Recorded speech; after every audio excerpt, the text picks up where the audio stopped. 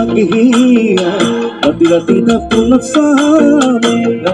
dapunot sa ayo mon hola mate de oi pagolano koriba oi deha jalo moya jalo mone mukena na koga monito nero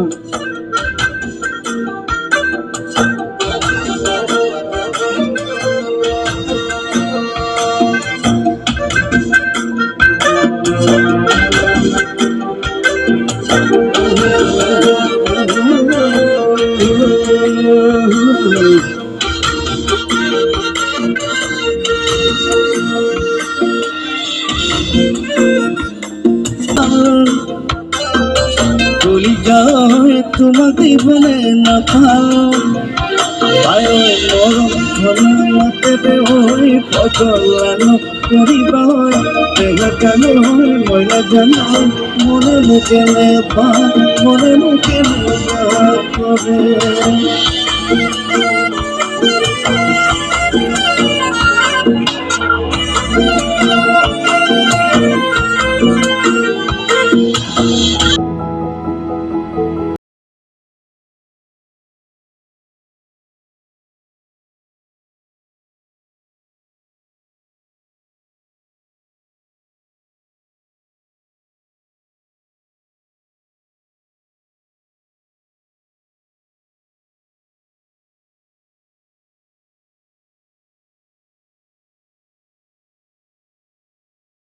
বৃহস্ত ৰূপে গোটেই গুৱাহাটীখনত আপোনালোকে দেখিছে pipeline লে হৈ আছে, infrastructure create হৈছে।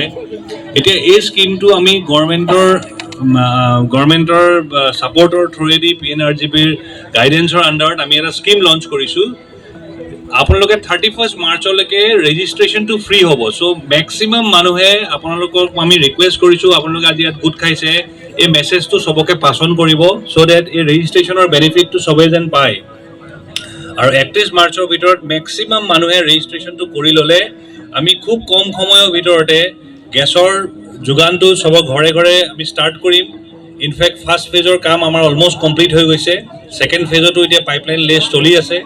চ' আপোনালোকে এই স্কিমটোৰ আণ্ডাৰত 31 মাৰ্চৰ ভিতৰত ৰেজিষ্ট্ৰেশ্যনখিনি কৰি ৰেজিষ্ট্ৰেশ্যন কৰা বহুত উপায় আছে। আপোনালোকে আমাৰ ৱেবছাইটটোত ভিজিট কৰিব পাৰে। ৱেবছাইটত ভিজিট কৰিলে আপোনালোকে এখন ফৰ্ম পাব। সেই ফৰ্মখনত জাষ্ট নাম, ঠিকনা আৰু নিজৰ মোবাইল নম্বৰটো আৰু এখন ডকুমেণ্ট আপলোড কৰিলে হ'ল, যিকোনো আইডেণ্টিটি প্ৰুফ। তাৰ উপৰিও আমাৰ মানুহ আছে, বেলেগ বেলেগ আমাৰ এজেঞ্চি আমি এপইণ্ট কৰি থৈছোঁ। তেওঁলোক আপোনালোকক ঘৰে ঘৰে ভিজিট কৰিছে, কলনী ভিজিট কৰিছে। কিছুমান ধৰণৰ আমি বেলেগ বেলেগ ইম্পৰ্টেণ্ট পাব্লিক স্পেচত আমি যেনেকৈ আজি ইয়াত আমি ৰেজিষ্ট্ৰেশ্যন কাউণ্টাৰ খুলিছোঁ, তেনেকৈ বেলেগ বেলেগ জেগাত কাউণ্টাৰ খোলা হ'ব। তাত আহি পেলাইও আপোনালোকে ৰেজিষ্ট্ৰেশ্যন কৰিব পাৰে। তাৰপিছত মোবাইল এপ কিছুমান লঞ্চ কৰা হৈছে, সেই এপতো আপোনালোকে গৈ ৰেজিষ্ট্ৰেশ্যন কৰিব পাৰে। এনেকুৱা ধৰণে বিভিন্ন মেকানিজম আৰু বিভিন্ন উপায় থ্ৰুৱেদি ৰেজিষ্ট্ৰেশ্যনৰ সেইখিনি কামখিনি কৰিব পাৰিব। মই আকৌ এবাৰ ৰিকুৱেষ্ট কৰোঁ আপোনালোক চবকে যে কাইণ্ডলি আপোনালোকে চবকে মেছেজখিনি পাছ অন কৰিব, আপোনাৰ লগৰ বন্ধু যিখিনি কলিগছ আছে। গুৱাহাটী ঘূৰিবলৈ আমি চেষ্টা কৰিছোঁ, সেইমতে আমি আগবাঢ়িছোঁ।